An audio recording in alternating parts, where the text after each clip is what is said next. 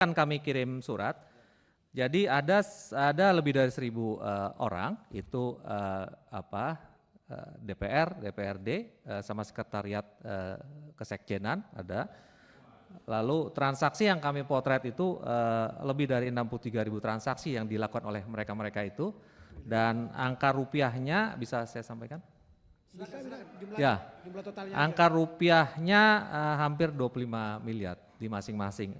Ya transaksinya di antara mereka dari ratusan sampai ada miliaran, sampai ada satu orang sekian miliar. Orang sampai bisa 25 miliar begitu? Enggak, agregat secara keseluruhan. Itu deposit.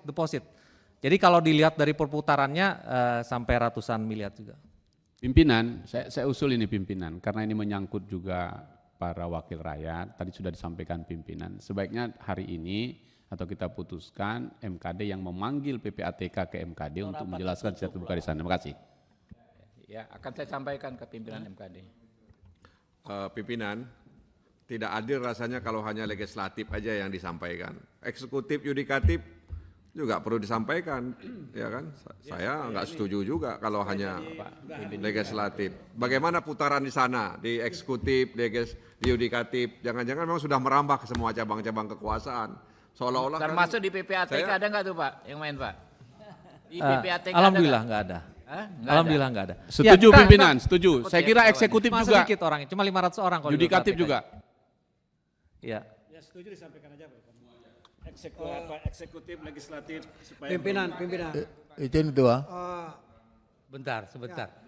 Ini menarik saya yang atur, sebentar.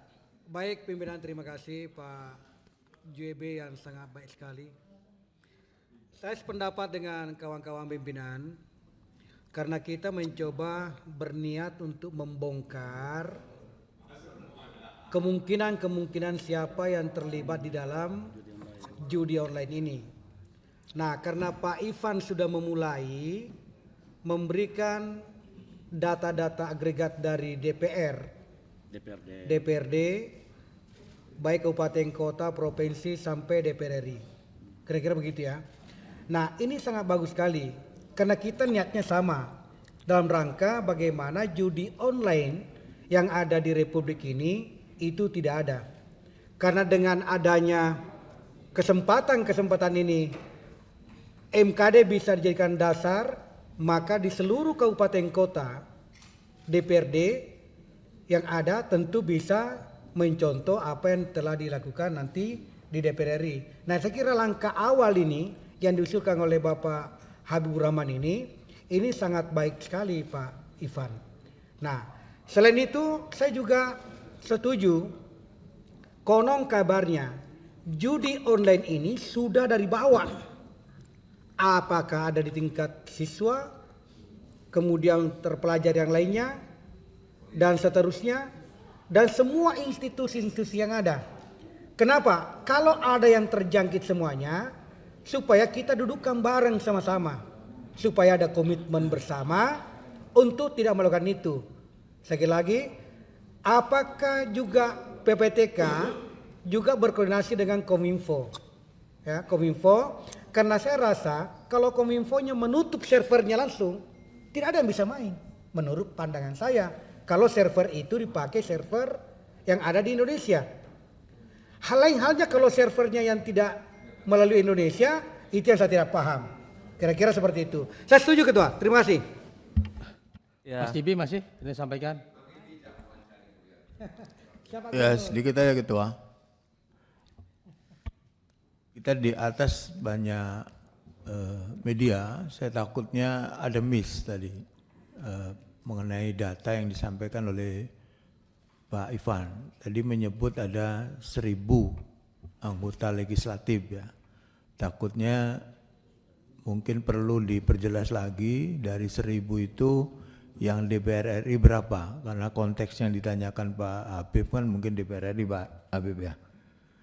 Yang kedua, saya kira nggak efektif juga kalaupun MKD dapat data dari DPR RI, orang sebentar lagi udah bubar kok ini periode ini kan, mau diusut apanya gitu.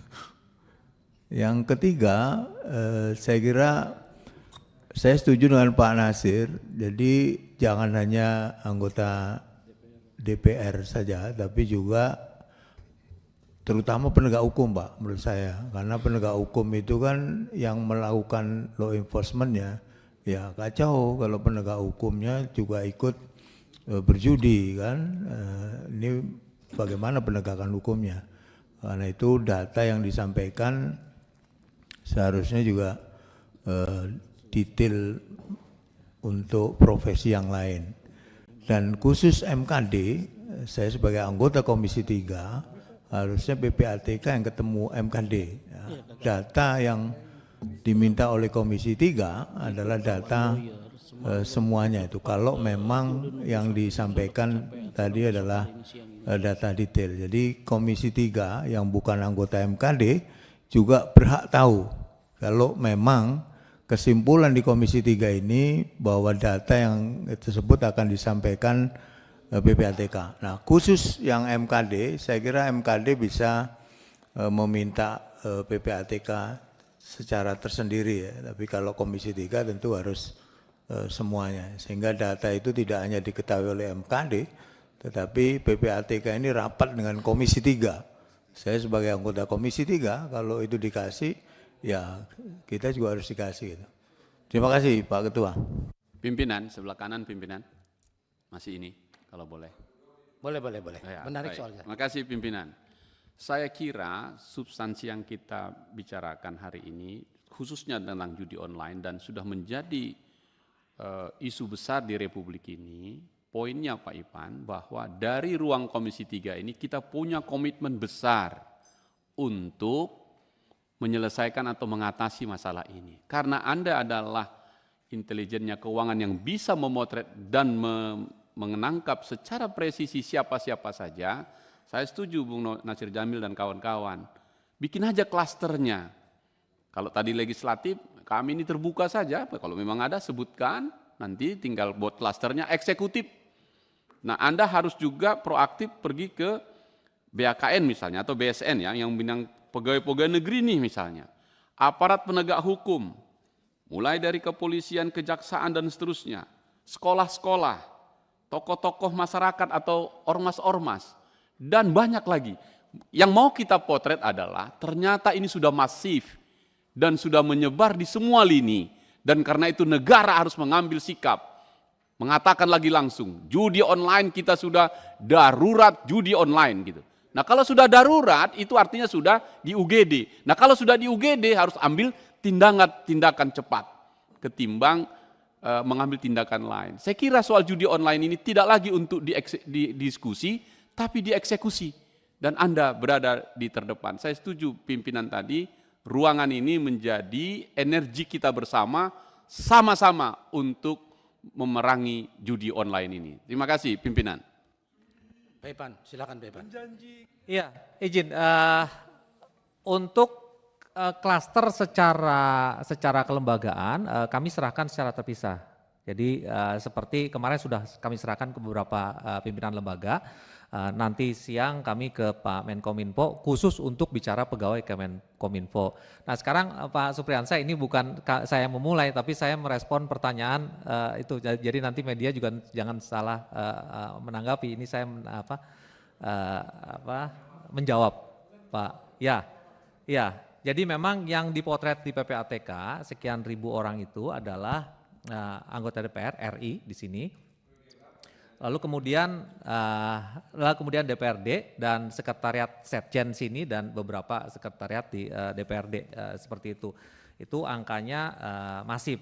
Tapi kemudian memang ada pejabat daerah, ada pensiunan, ada profesional lainnya, pengusaha pabrikan, ibu rumah tangga, dokter, kemarin wartawan, ada notaris segala macam itu ada. Itu kami sampaikan ke masing-masing instansi. Nama, kedomisili, kediaman, nomor handphone, tanggal lahir semua ada di sini, ada lengkap. Dia transaksinya di wilayah mana aja ada semua dilengkap. Jadi kalau kami ikut saja kalau dipanggil MKD atau kalau kemudian harus dibuka di sini dalam forum tertutup kami ikut.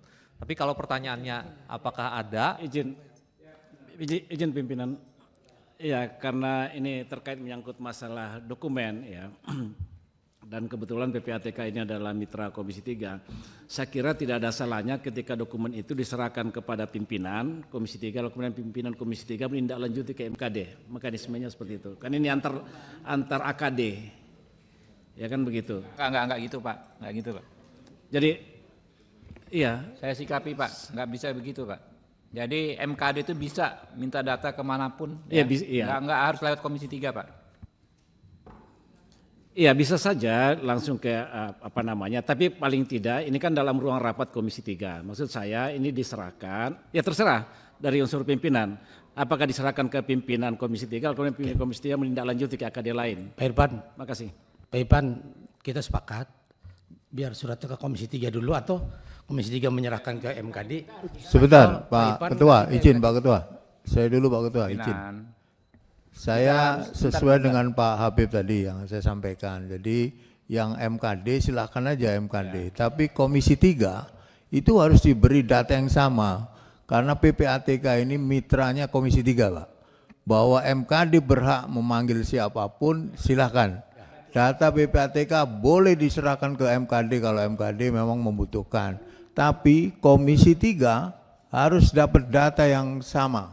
Karena PPATK mitranya Komisi 3. Demikian Pak Ketua. Sepakat. Sepakat itu apa yang disampaikan oleh Pak JB. Lanjut silakan Pak Irfan. Ya, memang salah satu perintah dari Kasatgas Judol, kami diminta untuk menyerahkan detail terkait dengan judol di masing-masing instansi kepada pimpinan lembaga, kepada pimpinan KL. Kami menunggu, sekarang menunggu perintah saja. Karena ada klaster daerah dan segala macam, mungkin yang bisa kami serahkan, tapi kami ikut apakah hanya DPR RI pusat atau se-Indonesia atau termasuk Setjen pula. Kalau Setjen mungkin saya akan ketemu Pak Setjen untuk menyerahkan data terkait dengan. Kalau yang terkait anggota DPR RI periode ini, MKD berwenang meminta kepada siapapun, ya termasuk kepada PPATK. Jadi nanti kita serahkan, kita tunggu pimpinan MKD dan anggota MKD keputusannya seperti apa, merespon pembicaraan kita seperti ini hari ini ya. Saya rasa kalau ditanyakan kewenangannya MKD berwenang, khusus hanya terkait anggota DPR RI periode ini. Tuh. Baik Pak Irfan, silakan. Izin Pak, izin Pak. Udah cukup jelas kayaknya nih. Siapa? Safarudin Pak. Saya izin Pak. Oh iya deh, silakan. Bentar. Izin Pak Ivan. Jadi memang itu kewajibannya kan menyerahkan kepada Komisi 3. Itu sebagai bahan pengawasan kita kepada aparat penegak hukum. Jadi data itu nanti seluruh Indonesia itu kita akan tanyakan kepada Kapolri. Sejauh mana Kapolri menindaklanjuti data yang diberikan oleh PPATK gitu loh. Nah, kita akan karena itu mitra kita Polri mitra kita Pak. Jadi sebagai bahan kita menanyakan Pak Kapolri ini sejauh mana ini tindak lanjutnya kan gitu. Jadi memang nanti saya kira Pak Ivan nanti akan menyerahkan ke Komisi 3 dan Komisi 3 akan itu jadi bahan untuk kita tanyakan kepada aparat penegak hukum gitu Pak, kepada Polri. Terima kasih Pak. Baik, Mas Bambang silakan. Biar saya bacakan undang-undangnya. Ini Undang-Undang Nomor 8 Tahun 2010 tentang pencegahan dan pemberantasan tindak pidana pencucian uang.